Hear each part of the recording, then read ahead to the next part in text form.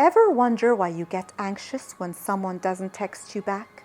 Or why you shut down during arguments? Or why love feels scary even when you want it? That's probably attachment style in action. Your attachment style is how you learned to feel safe, loved, and connected, usually starting from childhood. And it still affects how you relate to yourself and others today. They're shaped by our earliest relationships, especially with our primary caregivers, our parents. Did our caregivers respond when we were upset? Were they consistent, safe, emotionally present? There are 4 attachment styles. The first is secure attachment, which often comes from having caregivers who were warm, responsive, and consistent, whereby as a child you probably learned it's safe to count on others and be yourself. So in your adult life, it looks like being able to trust, communicate openly, and feel safe being close and independent.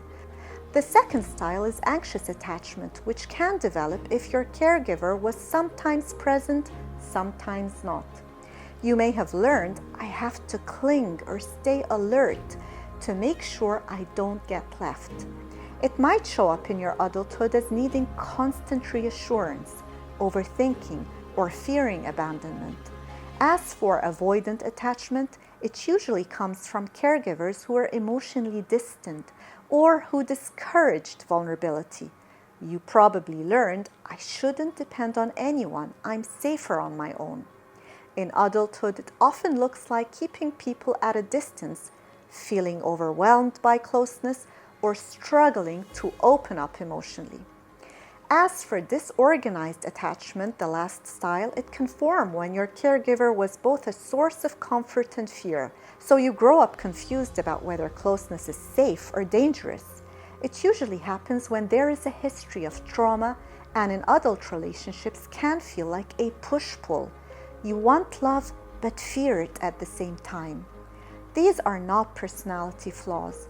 They're strategies your nervous system learned to protect you, and they can change.